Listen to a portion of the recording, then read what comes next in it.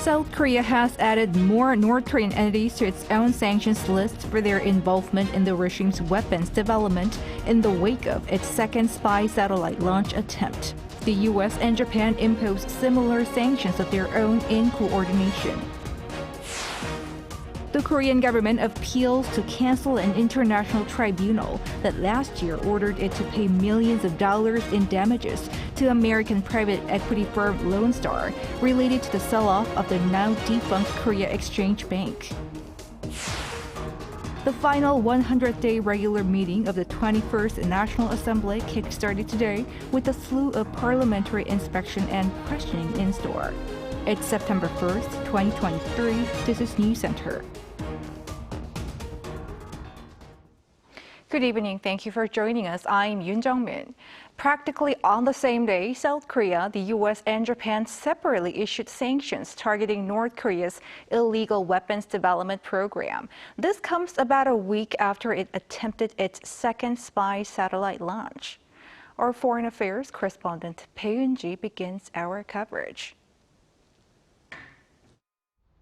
In response to North Korea's provocation, South Korea has imposed a new round of sanctions on the regime. The Foreign Ministry announced Friday that the sanctions target 5 individuals and a company involved in the North's nuclear missile development and funding. This includes a North Korean firm called Ryugyong Program Development, which reportedly plays a key role in Pyongyang's development of unmanned weapon systems. The company's chief, Ryu Kyung-chul, and 4 other company officials, Kim Hak-chul, Jang Won-chul, Lee Chul-min, and Kim Ju-won, have been put on the list. The Foreign Ministry explained that South Korea is the first in the world to impose sanctions on this particular company and those related to it. This is the 11th round of sanctions put in place against the North since President Yoon Suk-yeol took office in May last year, and they're now among a total of 54 individuals and 51 institutions that have been sanctioned so far. The Japanese government also said Friday that it has imposed sanctions on 3 groups and 4 individuals involved in North Korea's nuclear missile development, saying they would continue to seek North Korea's denuclearization and closely cooperate with Seoul and Washington. In coordination with South Korea and Japan, the United States also newly sanctioned 2 individuals and 1 entity who have directly supported or helped generate revenue for North Korean organizations linked to the development of weapons of mass destruction. The action targets 2 Russia-based individuals, Chun Jin-young and Mikhailo V. Kozlov, as well as a company, Intellect LLC, that's owned or controlled by Kozlov and connected with a Moscow-based construction project coordinated by Chun. The sanctions come a day after Pyongyang launched 2 ballistic missiles in what it called a tactical nuclear strike drill, and about a week after the regime failed its second attempt to put a spy satellite into space. The coordinated action from the 3 countries also comes after their leaders agreed to improve their joint response capabilities to North Korea's threats during their historic summit at Camp David. Bae Eun-ji, Arirang News. South Korea's military has ended a search and salvage operation for the sunken wreckage of a North Korean space rocket without discovering anything meaningful. An official from the Joint Chiefs of Staff said on Friday that aircraft and naval vessels had been deployed in waters west of the Korean peninsula after Pyongyang attempted to launch what it claimed was a military spy satellite late last month. However, the military concluded the operation on Thursday, saying no meaningful debris was likely to be found. It's widely expected that a self-destruct system installed on the rocket may have caused the body to break up into small pieces. South Korea's Foreign Minister Park Jin spoke to his Chinese counterpart Wang Yi over the phone and agreed to closely discuss regular visits as part of shuttle diplomacy. The Chinese Foreign Ministry said that the top diplomats held telephone talks on Thursday for about an hour and 20 minutes, exchanging thoughts on bilateral relations and various issues on the Korean peninsula.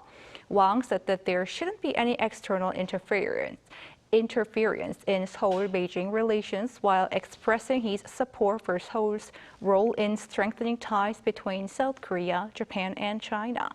Park also highlighted stable supply chains between Seoul and Beijing and the expansion of cultural exchange programs. The South Korean government today filed an appeal against an international court's order to pay millions of dollars in damages to U.S. firm Lone Star, citing a violation of procedures, among others. Our Moon Hae-ryun has more. The South Korean government has filed an appeal to cancel an international tribunal's order to pay American private equity firm Lone Star Funds compensation over its sell-off of a local bank. On Friday, the Ministry of Justice announced that it had filed its appeal to the International Center for Settlement of Investment Disputes on the grounds of the ruling overstepping the tribunal's authority, it being a violation of related procedures, and that it had a lack of justification. The ministry argued that the verdict had been made without specifying details of the illegal acts of the South Korean financial authorities, as demanded by international law when acknowledging state responsibility in disputes. It also argued that during the process of selecting evidence submitted by the International Chamber of Commerce, a third party with no involvement in the case, the government had been stripped of the right to question and cross-examine the evidence. The appeal comes with 5 days left to spare until the ICSID's appeals deadline, following its ruling in August last year when it ordered Seoul to pay $216.5 million plus interest to Lone Star in compensation. Back in 2012, the firm brought an investor-state dispute settlement claim of $4.68 billion against the South Korean government, arguing Seoul's financial regulatory authorities had intentionally delayed approval of its plan to sell a controlling stake in the now-defunct Korea Exchange Bank to HSBC. It eventually ended up selling it to Seoul-based Hana Financial Group for a lower price, prompting the firm to file the claim. The ministry argued that the delay had only come about as a result of Lone Star's manipulation of stock prices and that there had been no evidence submitted to suggest that Lone Star had reasonable expectations to make a profit with the sale of KEB. With the compensation ordered by the ICSID lowered down to $216.01 million in May, Lone Star sought to cancel the order in July as it deemed the payment too small. Moon Hae-ryun, Arirang News.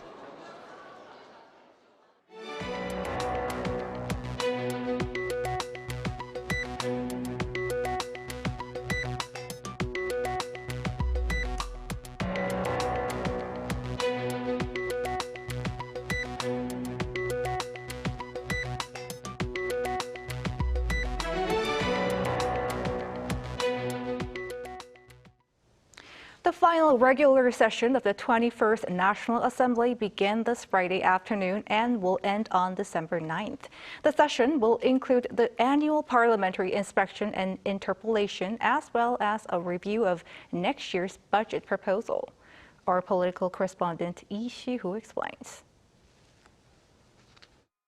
The last regular session of the 21st National Assembly and also the last of its kind before April's general election kicked off on Friday.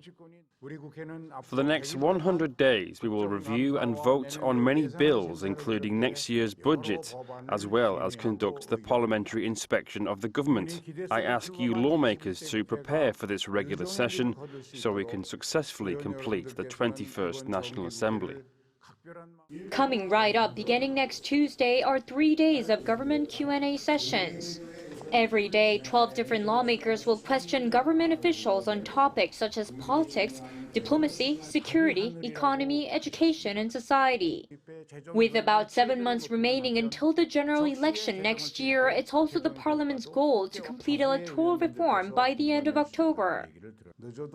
We must complete all electoral reforms within that month. That way we can ensure people's political rights and offer a fair chance at competition for new politicians. Also in October, from the 10th to the 27th, the annual parliamentary inspection of the government will take place. Each parliamentary committee will conduct inspections on their respective fields of expertise. There will be around 7 plenary sessions until December, with the possibility of more if deemed necessary. This will be the Assembly's last chance to discuss and vote on some of the pending bills. The PPP is pushing for reforms in education, labor, and pension, while the opposition Democratic Party places priority on countermeasures amid Japan's release of radioactive wastewater. The continued clash between the ruling and opposition parties is expected as the rival parties discuss a budget proposal submitted by the government. The ruling party is stressing that the budget proposal is appropriate for achieving financial soundness, but the opposition is calling for a modification, saying that the plan cuts investments for the future and projects for public welfare. 이시후, Arirang News. South Korea's trade balance was in the black for the third straight month in August, backed by auto exports and falling unit prices for semiconductors and petroleum products. Overall exports, though, were down by 8%. An Song-jin has more. South Korea's trade balance saw surplus for the third consecutive month in August. Data released by the Ministry of Trade on Friday show that the country's trade balance last month was $870 million, with imports at just over $51 billion and exports at $51.9 billion. Imports fell by more than 22% on year as oil, gas, and energy imports dropped by more than 40%. The country's exports saw a decrease of 8.4% to $51.9 billion compared to the previous year due to a high base effect from high exports last August. A drop in the export prices for semiconductor and petroleum products was also attributed to the drop. However, the decreasing export rate narrowed to a single-digit figure compared to the 16.4% on-year drop seen in July, as auto exports have increased for 14 straight months. By category, shipments of automotive parts, displays, and household electronic products all rose, while exports of semiconductors and petroleum and steel products all dropped. Compared to the previous month, however, semiconductor exports rose by 15%, reaching $8.6 billion, showing signs of a gradual recovery. Outbound shipments to the United States and Europe jumped to record highs for any August as exports for automobiles and mechanical products sharply increased. Although exports to China and the ASEAN region declined following a drop in semiconductor prices, exports to Vietnam were back in the black, with increased demand for displays. In early September, we plan to prepare additional support measures to revitalize exports, focusing on diversifying export products and regions and resolving difficulties for export companies. The ministry reaffirmed its efforts to maintain the surplus. Finance Minister Chu Kyung-ho stated that the first half of this year was difficult as there were no visible results in terms of export growth. He added that although it has been tough, the country is moving toward a relatively stable phase of economic recovery as the semiconductor sector is expected to improve. An Song-jin, Arirang News. The government will hire 100 foreign nannies or housekeepers to work for selected families within the Seoul region as early as December as part of a 6-month pilot project. Priority for the project will be given to single parents, families with multiple children, and couples in their 20s to 40s with both people working. Potential nanny or home help candidates have to be over 24 years old with work experience in the field and no criminal record, among other criteria. Those chosen will be paid at least Korea's minimum hourly wage, less than the current going rate for domestic nannies or housekeepers, which is around 15,000 won or $11 per hour.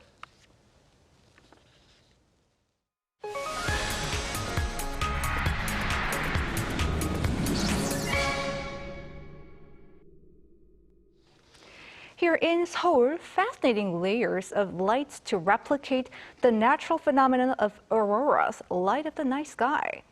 Our Choi Soo-hyung invites us to the light festival to be enjoyed on a cool autumn night. The autumn evening sky in Seoul is filled with the layers of lights. The Seoul Light DDP 2023 Autumn Festival kicked off on Thursday night at Dongdaemun Design Plaza and will run until September 10th. The event has been held since 2019, but only during the winter, and this year is the first time it will be held both in autumn and winter.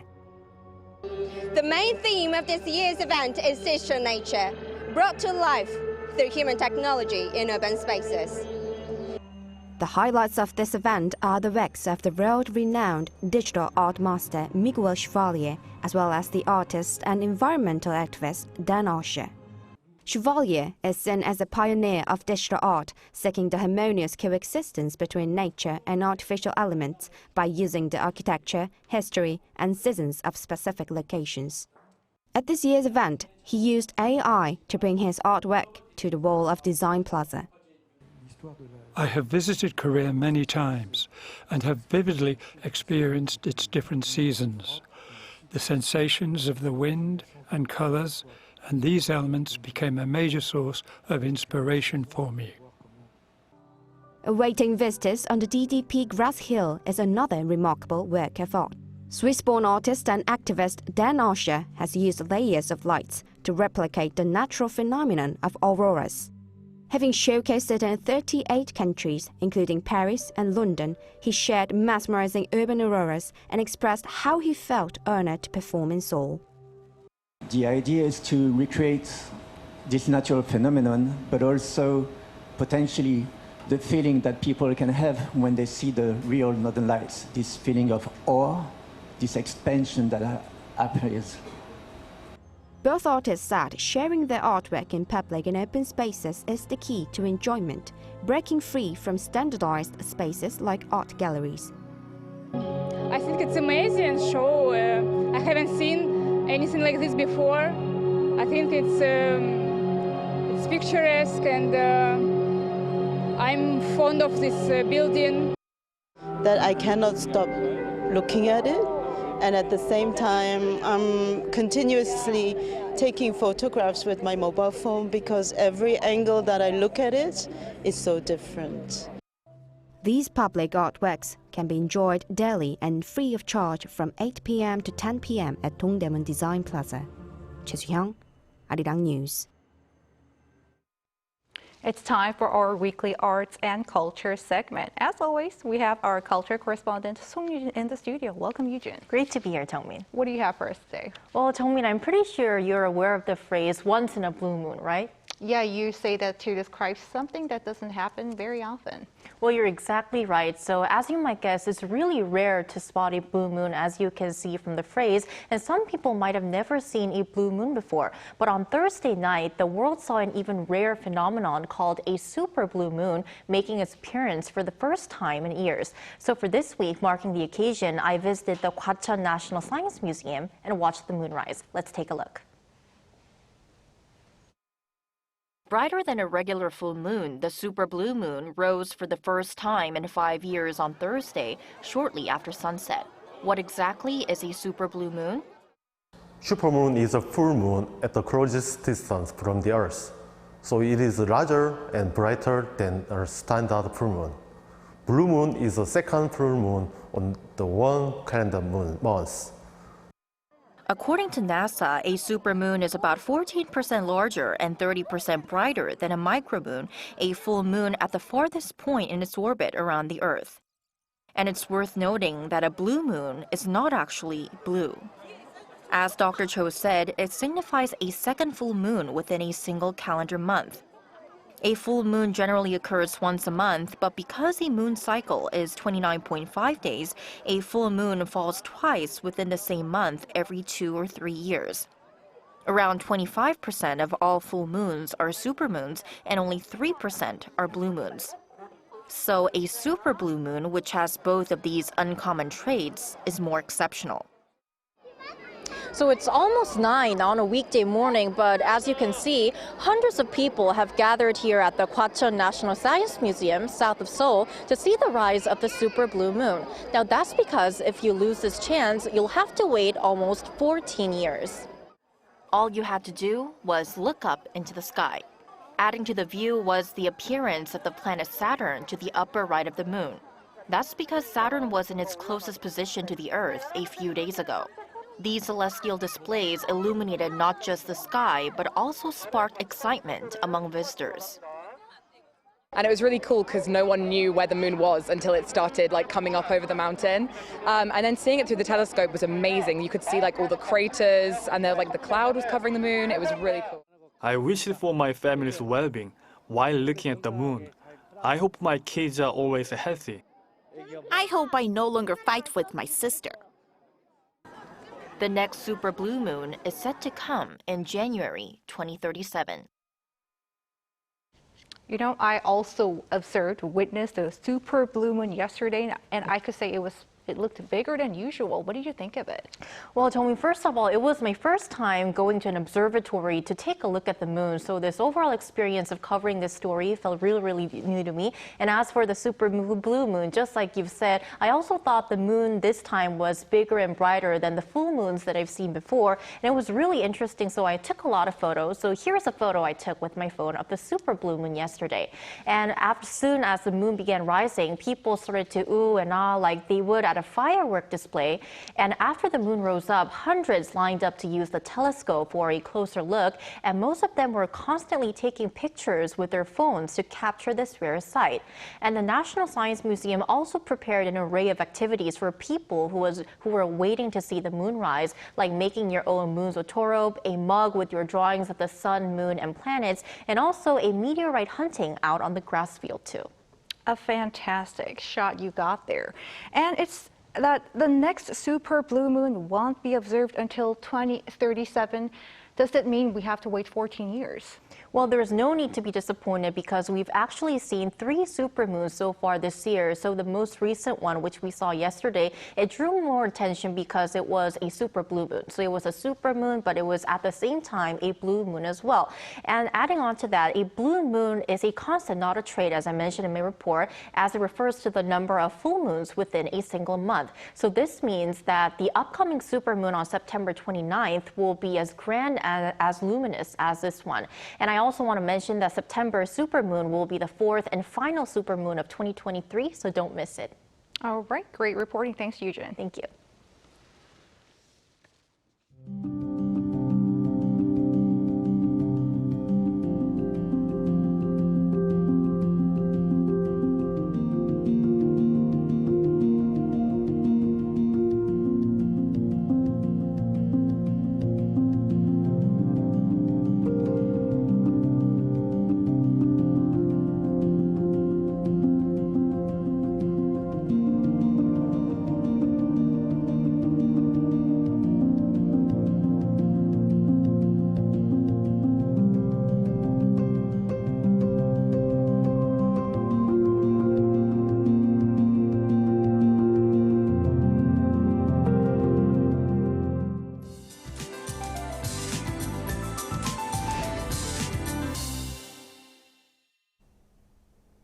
Frequent showers are expected for the next few days as a low-pressure system will continue to take over.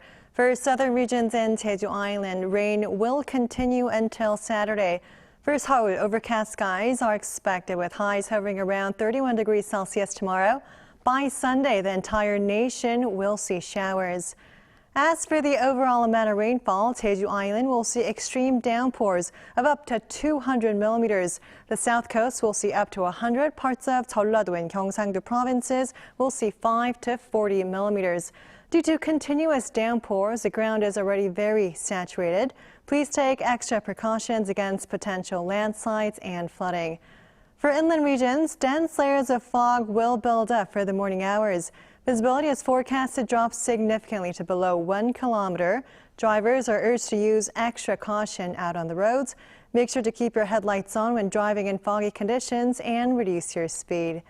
Tomorrow, Seoul and Gwangju will be starting off at 21 degrees. Highs in Seoul and Gwangju will get up to 31, Daegu 29, Gyeongju and Busan will be topping out at 28 degrees. The entire nation will see another round of showers next Tuesday. That's all for now, and here are the weather conditions around the world.